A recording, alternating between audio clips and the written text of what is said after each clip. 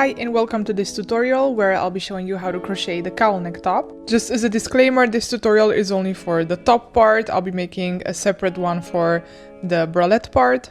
And I would say it's suitable for advanced beginners as it uses very simple stitches. It's just a mesh stitch. The only maybe challenging part is figuring out your measurements for it. You will need fine or lightweight yarn. More specifically bamboo yarn or a mix of cotton and bamboo. I use this one, which is approximately 50% bamboo, and the reason you really need bamboo and not just cotton or acrylic is because of the drape. Bamboo creates a way better drape than any other yarn, and it's really important considering the design of the top. Then you'll also need a 3mm crochet hook, some stitch markers, and the measuring tape. So to help you understand the pattern a little bit, it's basically a rectangle with skewed corners. You start with just a cord and then have some rows where you decrease, then some normal ones, then increasing again, and then finishing up with 2 straps. So let's get into it. You're going to start by making a slip knot and creating a chain long enough so that you can wrap it around your waist or from wherever you want the top to start, and then also being able to tie it. Mine was around 120 centimeters long, but I would always suggest to just make it a little bit longer, just to be sure that you have enough. For making the base cord, skip 2 stitches and half double crochet in the 3rd stitch, and then just half double crochet all the way along until the end. So the base cord is basically just a very long row of half double crochets.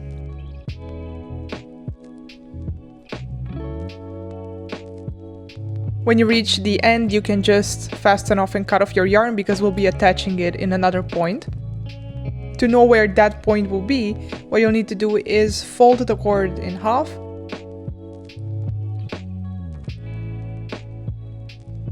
And add a stitch markers in the middle stitch. It doesn't have to be exactly the middle, you don't need to count it, but more or less the middle. Then take the cord and loosely tie it around where you want the top to start.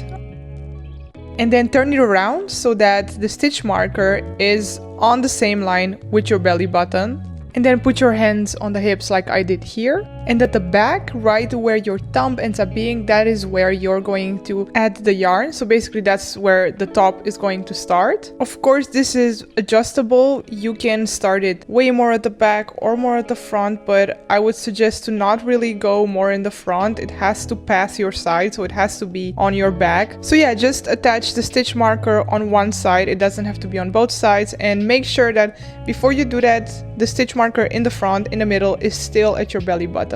Once you've done that, take your cord off and start counting not from the middle stitch, but from the one after that towards the other stitch marker. So you're basically just not counting the middle stitch, you're just counting the stitches in between, including the last stitch marker. And you will need to have an even number of stitches. So if on your count the last stitch is an uneven number, just move the stitch marker 1 stitch forward.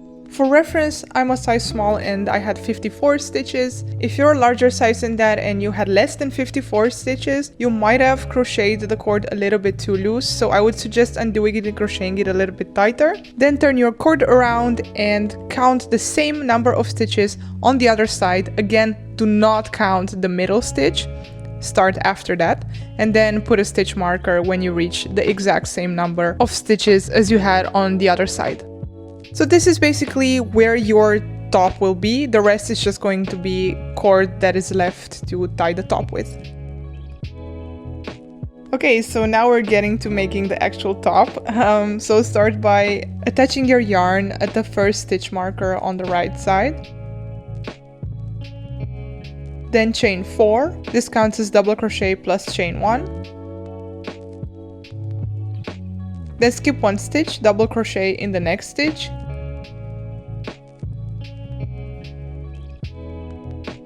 Chain 1, skip 1 stitch and double crochet in the next stitch, and this is the pattern that you will be repeating all the way until you reach the last stitch marker.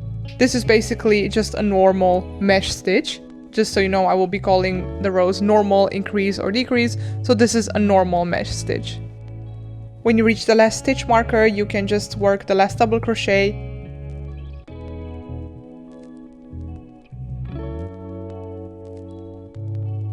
and then you can already remove all the stitch markers, you don't need them anymore.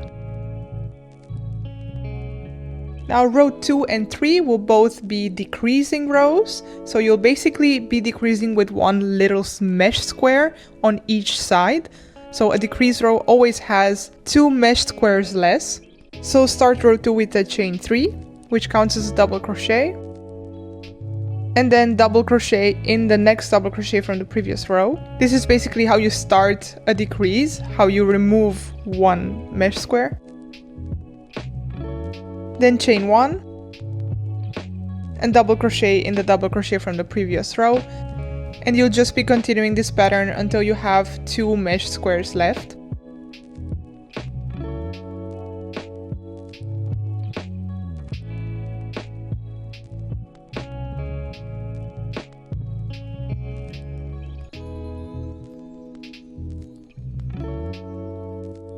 Here you'll chain 1, and instead of working a double crochet, chain 1 double crochet, you'll be doing 2 double crochets together, working it in the last double crochet from the previous row and in the 3rd chain from the initial chain 4 from the previous row. So this is how you decrease the last mesh stitch. So same as you did in the beginning of the row, which leaves you with 2 squares less in this row. Row 3 is exactly the same as row 2. So you start with a mesh square decrease by chaining 3 and double crocheting in the next double crochet from the previous row.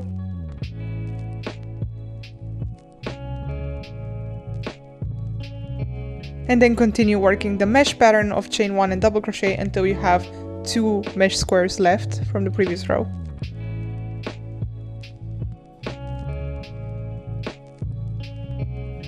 What you need to watch out for here at the end is that the last little gap you see is actually not a mesh square, that's just a decrease.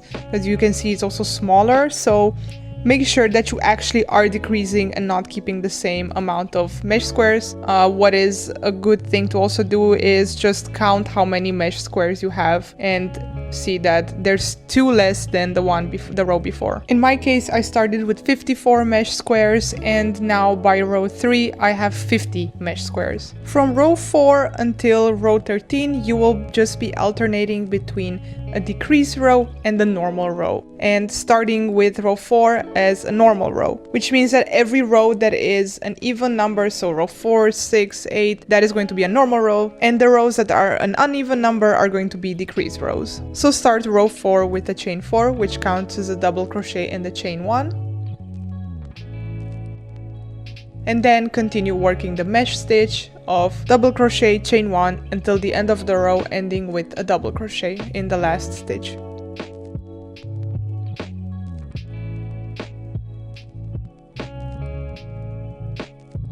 Again, here at the end, make sure you don't accidentally make an extra square. The last tiny square is actually those 2 double crochets together, so that's what you work your last double crochet in. So from here on until row 13, you'll just be alternating between normal rows and decrease rows. Once you finished row 13, which was a decrease row, you will now have a set of just normal rows. This is basically the straight part of the rectangle. For this one, for size small, I made 7 normal rows, and to see how many to make, just grab the top, tie it around how you would also normally wear it, and it has to reach approximately 10 to 12 centimeters below your armpit. It's basically where a bra would end or an armhole of a tank top would end. That's kind of a reference to know how high you have to make it. I also added in the description of the video a formula of how to calculate the number of rows you would need here. However, I haven't tested it on different sizes, so I'm not 100% sure it will make. I would still say just measure, put it on, see how long it reaches. This is here as well if you want to try it out.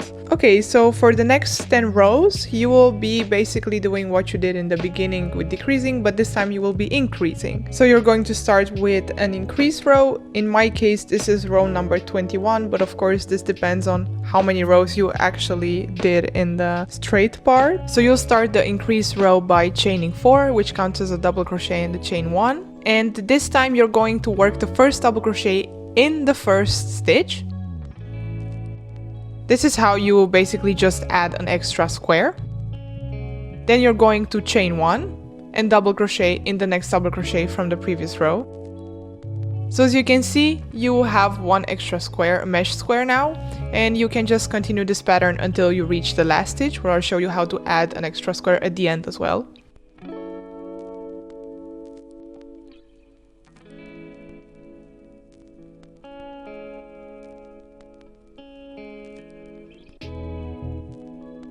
Alright, so at the end, work your last double crochet and then chain 1 and work another double crochet in the same last stitch, so you added a mesh square on this side as well. And that's it, this is how you increase. The next row will be a normal row, then again an increased row. So for all these 10 rows, you have again an alternation between increased row and normal row. After you completed these 10 rows, the last one should be a normal row. You're going to have only 3 rows left. The next 2 rows will be both increased rows and the last row will be a normal row. So I know this is a little bit difficult to maybe understand, especially since we're not gonna have the same amount of rows. So I made a chart. You can also download it from the description of the video to see it clearly. And I hope this helps in kind of keeping you on track with how many decreases, how many increases, where, which row. But don't worry about it too much. To be honest, you could also just make it longer, shorter. It's a very flexible pattern. Alright, so when you reach the last row, which is a normal row, and in my case, it's row number 34, only thing that's left to do is to make the straps. And they just have to be long enough so that you can loosely tie them around your neck. In my case, one strap was around 41 centimeters long. So just start like you would start a normal row by chaining 4, which counts as a double crochet and a chain 1. And then double crochet in the next double crochet from the previous row. Then chain 1 and double crochet in the next stitch.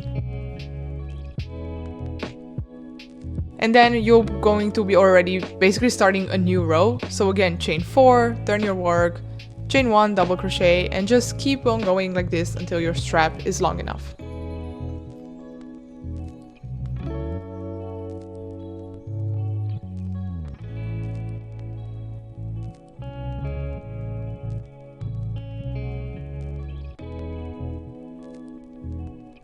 Once you finished one side, then go ahead and attach your yarn and do the same thing on the other side, making the second strap, of course, as long as the first one. And that's it, this is the cowl neck top. Of course, as usual, you can block it. I would suggest doing it since it's going to also help with the drape a lot. I hope you understood the pattern. It's a little bit difficult to explain, to be honest, even though it looks really simple. It is simple, but it's just about the measurements that are a bit more weird to explain. But yeah, I hope it turned out well. Thank you for watching, and until next time, bye bye!